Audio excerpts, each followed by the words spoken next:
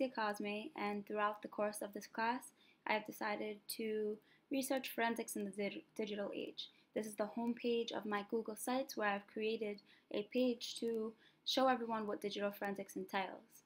I have my banner up here, which includes the title of my webpage as well as my name.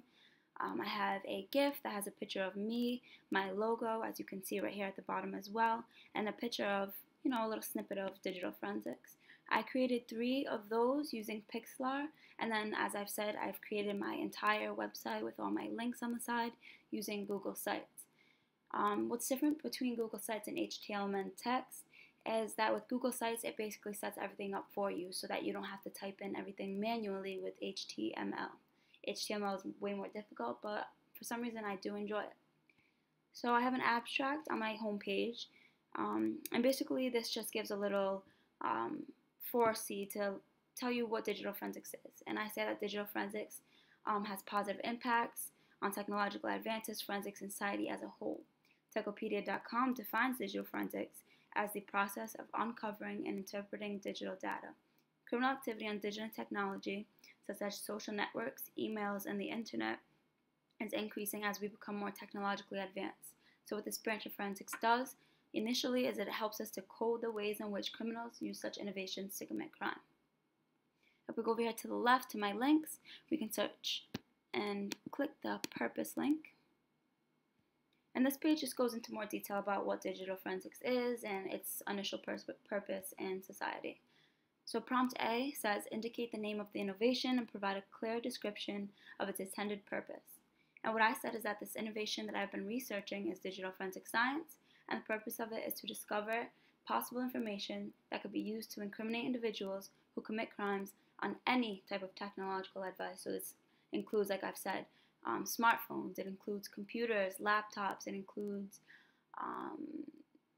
gaming systems, everything. So according to IE Explorer, the recovery and analysis of digital information has become a major component of many criminal investigations today. And with the use of things such as DNA identification databases, fingerprint databases, and etc., we are able to accurately prosecute criminals thanks to the growing digital branch of forensics. This picture up here shows the DNA testing, and this picture up to the left just shows a fingerprint database, what it would look like. If we go over here to the left to my impact page, I talk about the impact that it has had on society as a whole, and some of the harmful impacts that it has had on society as a whole as well.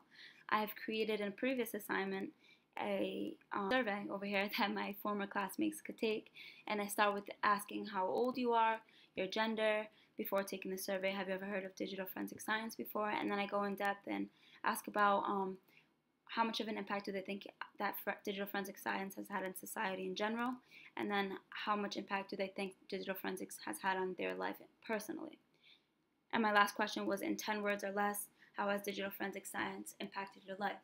And with the information that I've gathered from the survey, I was able to create a graph using Google Sheets, spreadsheets, that I've learned how to do in this course, and I've decided to graph how much impact that people thought digital forensics has had on society in general. Most people answered 5, so that's pretty good. The people that answered 1 or 2 were usually people that answered previously that they didn't really know what digital forensic science was. Prompt B up here says explain a benefit and or a harmful effect of the innovation. And in this video that I've created on YouTube in a previous assignment, I go ahead and explain what I believe that the beneficial things of digital forensic science is.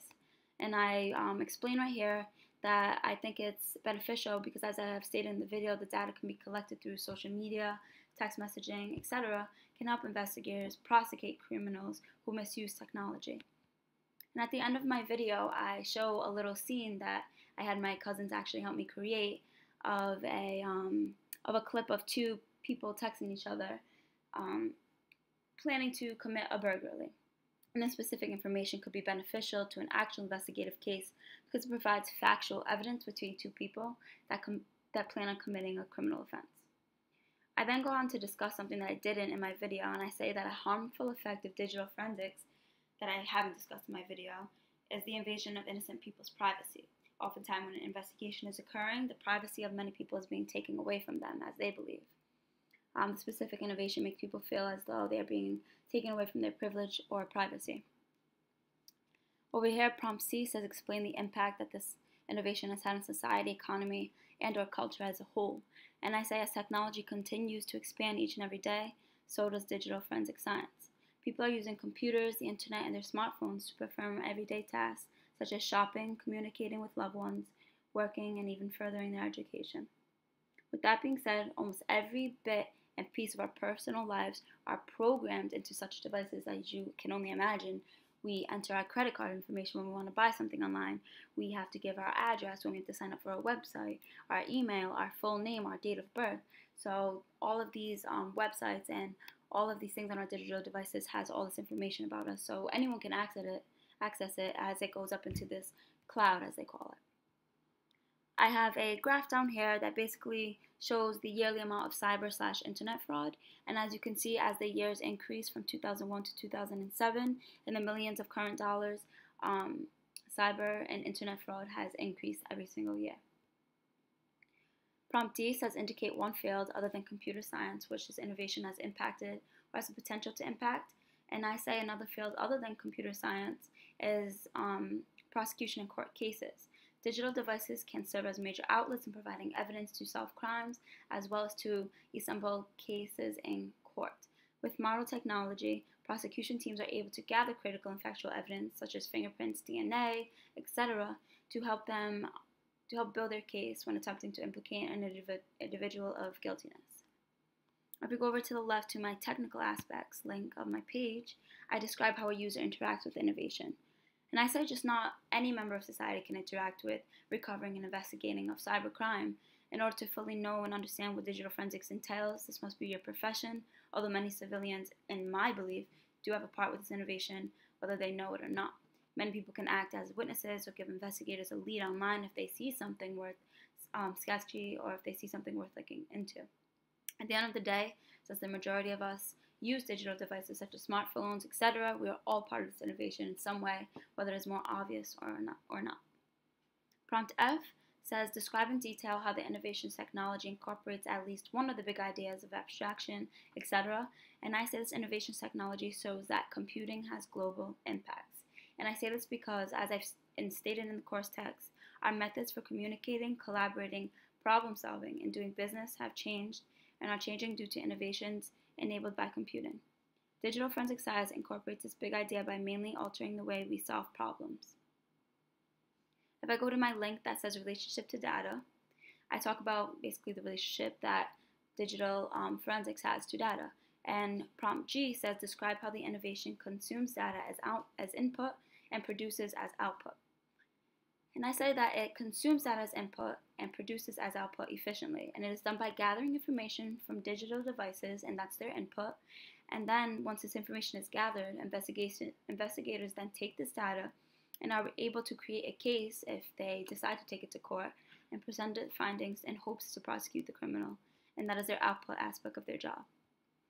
Prompt H says describe at least one data storage concern, data privacy concern, or data security concern related to the innovation. And I say that basically this innovation raises many concerns. And as I stated previously in this webpage, many people have data privacy concerns, as they believe that if investigators are able to acquire potential criminals' data, then why can't they acquire everyone's? And it's definitely true, but investigators have had to have reasonable suspicions, and they have to have a permit to be able to access such personal information on your personal devices. But the way I look at it is if you aren't committing any crimes, then you shouldn't have too many concerns. This last page is my reference page, and I have 3 references. And basically this one, it just helped me realize or basically give me more information on digital evidence and how it's used in the criminal justice system and how it's used in the court. And it actually brought up a very interesting case of Casey Anthony, which I'm pretty sure everyone has heard of. So I read a little bit about that, and then it's 32 pages, so I had a lot of helpful information. And that is the end of my webpage. I hope you all enjoyed. Thank you.